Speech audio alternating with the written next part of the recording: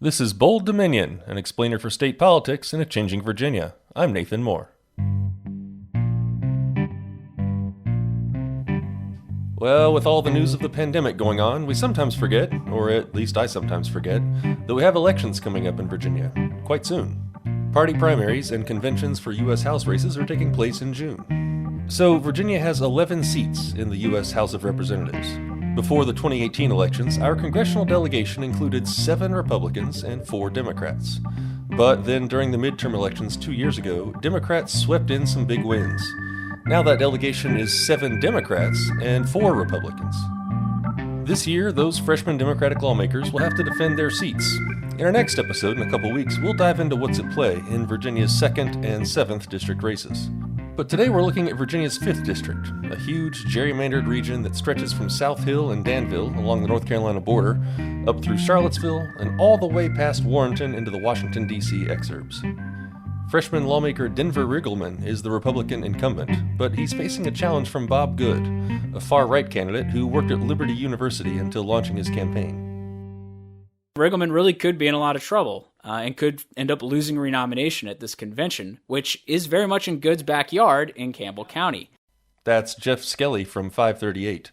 We're going to hear more from him in just a few minutes. But first, with the pandemic going on, primary elections and party conventions have been delayed across the state. We're looking at what voting is going to look like this year, and what stands in the way of more widespread voting from home. Peter Galaska is a journalist based in the Richmond area who's covered Virginia business, politics, and news for 4 decades. Well, the primaries have been pushed back 2 weeks to June 23rd. Why is that, and what's voting going to look like this year? Well, to start off with, before the pandemic, it was always a little bit screwy because Republicans sometimes have conventions, which are just a meeting in a room. The Democrats tend to have primaries where you actually go to a polling place and vote. And so that was messed up. I mean, a lot of the GOP conventions were supposed to have been held in April. Then, of course, come February, March to April, pandemic restrictions come in. The state's not prepared to do total absentee balloting just yet, or even online balloting. So everything's been pushed around this way and that. No one knows, as we've talked about a lot, just all the various governors, including Ralph Northam, a Democrat of Virginia, they're just going with the flow as the data comes forth. Governor Ralph Northam said, last week he's strongly encouraging vote by mail, strongly encouraging absentee ballots, and the rules around absentee ballots have really become a lot more flexible this year. You don't have to have a witness and that kind of thing this year. Right. Right. What stands in the way for Virginia doing almost exclusively, or at least predominantly, vote by mail or vote online? Well, I think there's several factors behind that. One of them is that the state has in its consciousness this idea that people should not be allowed to vote. And this goes way back. This thinking goes back to the old landed gentry people who, pretty much they're the only ones who voted because they owned all the plantations. And, of course, with African Americans post-slavery, the idea was to somehow disenfranchise them after Reconstruction, after the Civil War. And it was really around the 1880s and on to Jim Crow and everything else, where they put every practical obstacle they could in front of an African American to vote, and to some extent poor whites too. And so that's one problem. Second problem is more modern, in that for some reason the hard right of the Republicans and some other groups are really bought into this concept that there's tremendous voter fraud out there. And we have to do everything, practically have to have, there's not, photo ID may not be enough. You may have to do DNA scans or who knows what. And they always come up with some reason to try and keep the voting down. That's to their advantage to do so. So there's political obstacles to vote by mail or even developing a secure system for voting online. Are there any actual technical issues with it, or is it just that there's not the political will? Well, not my expertise, but I will tell you this, is that I live in a county outside of Richmond in the far exurbs, and I voted at a church, and they get local county volunteers to run the show. And I've been voting here for a number of years, and I'm not encouraged. If they change everything, the voting officials just don't get it. They don't know what to do. The South Koreans, for example, had the same problems we did, pandemic, and they did it over a period of a couple days, did a good job by all accounts. South Korea had elections during this pandemic? Yeah, of course. They were going through their first wave of it, and they managed to have elections, and they made some adjustments, such as social distancing at the polling places, such as spreading it over a couple days, so that would string out the number of people close to each other. That's journalist Peter Galaska. So I'm recording this in Charlottesville, which is right in the middle of Virginia's 5th Congressional District. 4 Democrats are vying to face off against the Republican, and the Democratic primary takes place on June 23rd. But over on the Republican side, things are a little different in the 5th. There is no primary. Instead, there's a party convention on June 13th. That's when party activists will gather to choose the candidate instead of holding a regular primary vote. When a party uses conventions, those party activists tend to be more strongly ideological in their views than the electorate as a whole. So when it comes to the 5th District nominating convention, that could spell trouble for incumbent Denver Riggleman. Jeff Skelly is an elections analyst at 538. So it's a head-to-head race in the 5th Congressional District for the GOP nomination.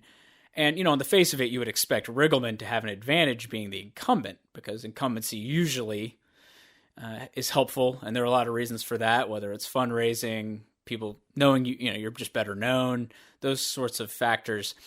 But Riggleman, it's interesting. I think there are a couple things to keep in mind. Riggleman, in the first place, got into this position by becoming the nominee by a vote of the district committee in 2018 after the incumbent, Tom Garrett, who was the Republican representative of the 5th, withdrew from the race. He'd already been renominated.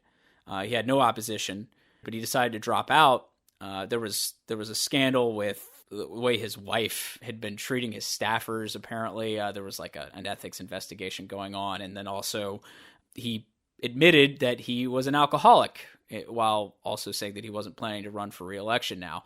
And so in that circumstance, because there was already a nominee, Garrett, the Republican 5th District Committee had to meet and nominate a replacement nominee. And in the end, Riggleman very narrowly became that choice. It was actually a 19-18 vote on the 4th ballot. I think it was the 4th ballot. He didn't win sort of by the standard process, whether it was at a convention or even in a normal primary. He got the nomination via this, the district committee picking a replacement, and very narrowly. So Riggleman goes off, wins in the 2018 general election against Democrat Leslie Coburn by about 6.5 points. The 5th district is a district that Republicans should be able to hold. I mean, Trump won it by about 11 points in 2016. But Riggleman also has sort of a libertarian streak. I mean, he's conservative. He's a member of the House Freedom Caucus, which is basically the most conservative grouping of Republicans in the U.S. House of Representatives. So he's very conservative in some ways, but he's also got this libertarian streak. He basically is in favor of gay marriage, but he's like, it doesn't bother me. He actually even favors a few exceptions when it comes to abortion, things like endangerment of the mother's life. And in 2019, he officiated a gay marriage. And and I believe it was for a former campaign staffer. This caused social conservatives in the 5th District to become apoplectic, really. I mean, they were infuriated because at the end of the day, the Republican Party is a party that a huge base of it is social conservatives. People who do not like gay marriage. I mean, polls very poorly among some parts of the Republican Party. And in the 5th Congressional District, that wing has a lot of power and a lot of say, because while Lynchburg itself is not in the district, many of the counties around Lynchburg, and remember Lynchburg is the home of Liberty University, are in the 5th District, including Campbell County. Bob Good, Riggleman's opponent, is a former county supervisor from there, and it's a very conservative part of the state. And so Good has he's basically running to Riggleman's right, predominantly on social issues.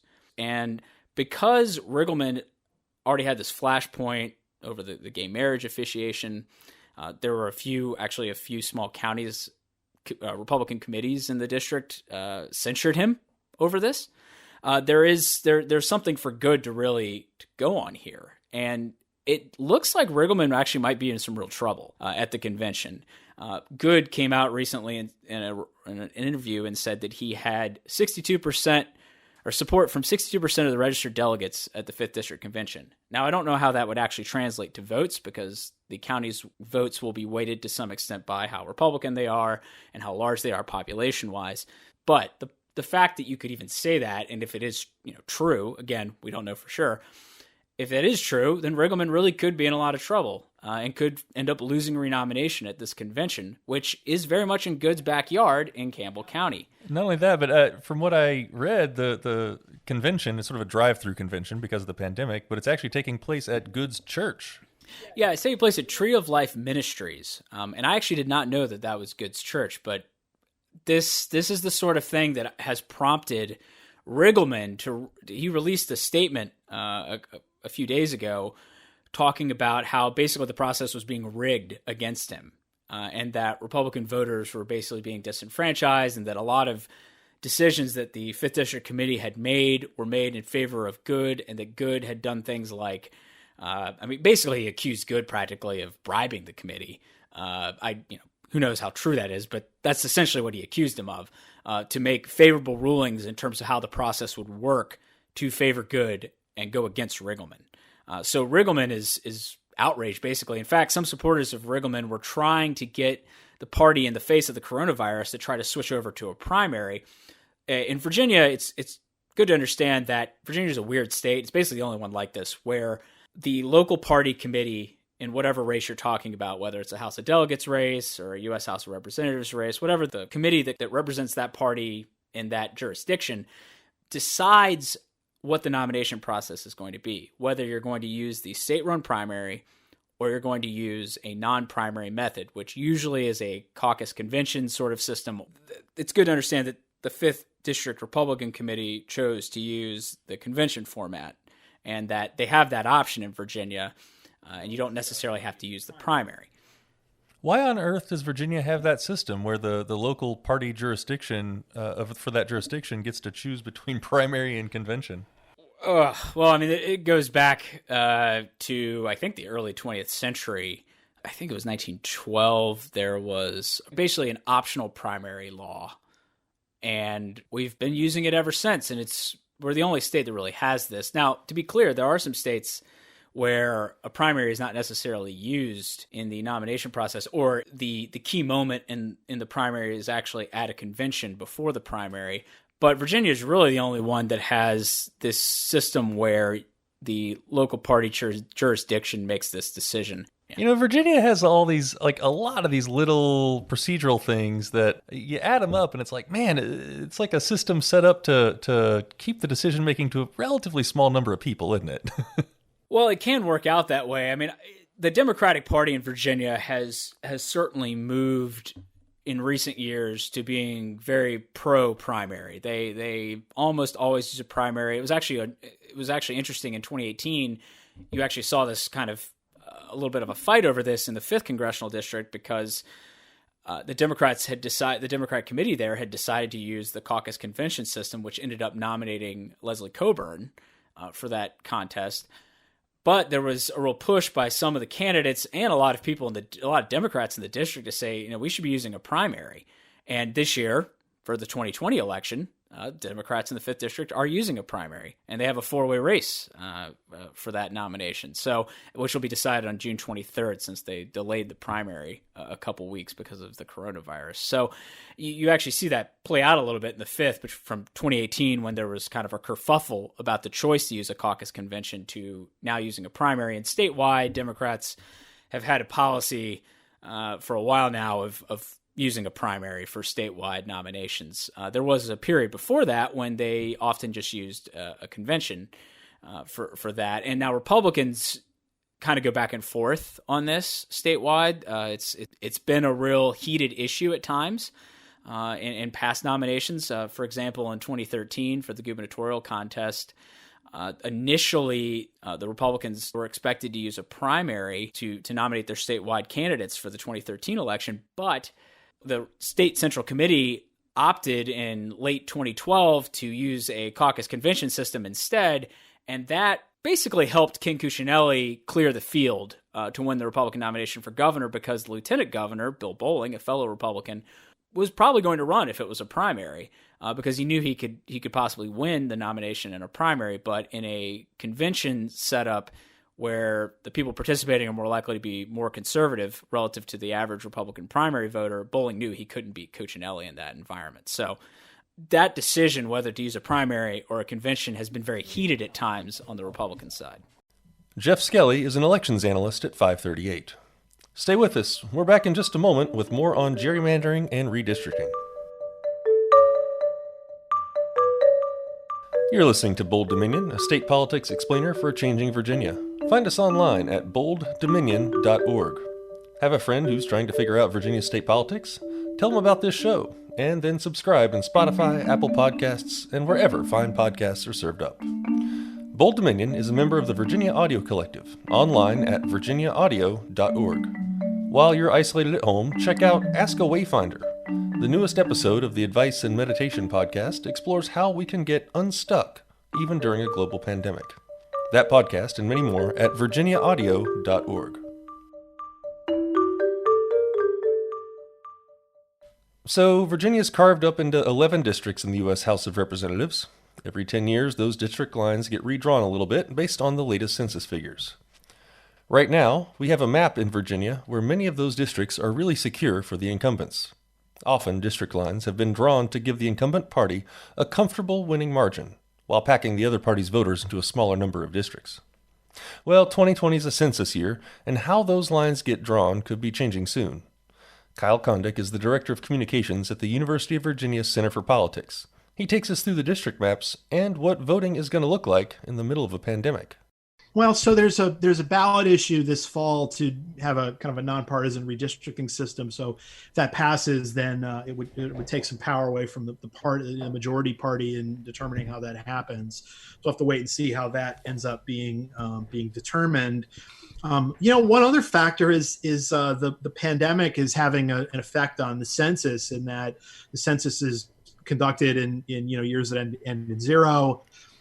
And a lot of people will voluntarily self-report online the various census questions, but a lot of people need coaxing to do that. There's a big advertising and door-to-door effort. Those efforts have been delayed, and if the census data is delayed from when it usually comes out, that could really have an impact on Virginia, because Virginia is one of the states that's the first to use new districts, because that has state House of Delegates elections coming up in 2021. So Virginia needs to have a map in place in order to hold its election. So that's something to watch.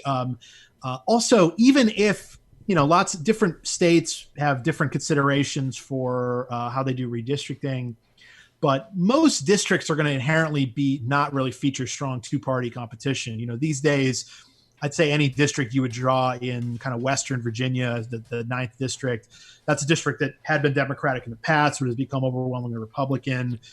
Any district that covers, say, Alexandria and Arlington County, that's going to be a Democratic district. Right. Now, I will say that, that the Hampton Roads congressional seat, or one of the districts out there, is usually competitive, because places like Virginia Beach and other parts of that area are, highly populated and are pretty competitive.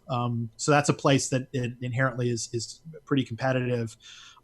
But yeah, a lot of the districts are just inherently not going to be that competitive. And look, if you broaden out nationally, no matter how you would draw districts, for instance, in like New York City, we know that New York City is going to have several congressional districts, and all of them, or almost all of them, are going to be overwhelmingly Democratic, because New York City is an overwhelmingly Democratic place. You're not going to draw competitive districts in say Western Nebraska or Western Kansas, because they're super Republican. Right. Again, even if you were prioritizing competition and redistricting, a lot of districts would not be competitive. Mm-hmm. There's obviously a global pandemic happening right now. It's pushed the primary elections back 2 weeks to June 23rd. Ralph Northam is strongly encouraging vote by mail with absentee ballots, and there have been some restrictions lifted on how those absentee ballots, like you don't have to have a witness anymore. How do you see this playing out in terms of turnout and participation in elections this year? Look, there are a lot of open questions, I think. And so honestly, we don't know. I will say that a lot of us were expecting turnout nationally to be very high, perhaps historically high this November, because basically in terms of just general interest in politics. It's very high right now, or at least it was prior to the pandemic. And we also had extremely high turnout in the midterm, which I think was indicative of an engaged electorate. But with the pandemic and, its potential to be a major factor even still in November, that may exert some downward shift in the electorate. How that maybe affects the election, I think it's kind of hard to tell. I think there's this sort of generic idea that higher turnout benefits Democrats, but honestly, that's not always true, and it differs from state to state. I think in a state like Virginia, higher turnout probably does benefit Democrats, but maybe that's not true in other places. And if turnout is significantly down, then maybe that would potentially change the outcome of the election. So I think it's important that states look ahead to the November, that they assume that this will still be a problem in November, and that they take steps to encourage people to vote and to give people good options to vote. And that means both mail-in options, early voting, and a third thing, actually providing polling locations, because you need there's some voters who are not going to vote by mail, and again, I think you need to give those people options. So there are a number of different things. I think the overall result is probably going to be based on the pandemic and also some reforms that Virginia lawmakers have already passed, that Virginia voters are going to have a larger menu of options for voting than they have now, which again, I guess I have a bias in favor of more voter participation as opposed to less. And so I think it's good that there are additional options for voters. But more people will take advantage of those options given the circumstances. Yeah, that's a good bias to have. Your whole organization's about sort of civic engagement. But I wanted that's right. I mean, again, we're nonpartisan, and I try not to advocate for one candidate over the other, but I will admit a bias in favor of participation. There you go. And it's something I think we all should be concerned about given the pandemic, because the people may need reassurance that their options are going to be safe. Otherwise, they might not show up. And again, I don't think that that's particularly healthy. And we have to make sure that we sort of think about the most vulnerable people, both people who, again, people who are homeless, people who have health problems. They've got the right to vote too, and you have to have options for them. And so, just these one-size-fits-all options aren't good enough because voters are different and they have different circumstances. Kyle Kondik is the Director of Communications at the University of Virginia Center for Politics. Thanks to him, and also to journalist Peter Galaska and 538 election analyst Jeff Skelly. My name is Nathan Moore, and I'm the host of Bold Dominion. Thanks, as always, to our producers Ariane Balou and Sabrina Moore. Find this show online at bolddominion.org. Go ahead and subscribe. It's just a click away. Keep social distancing, and I'll talk to you again in 2 weeks.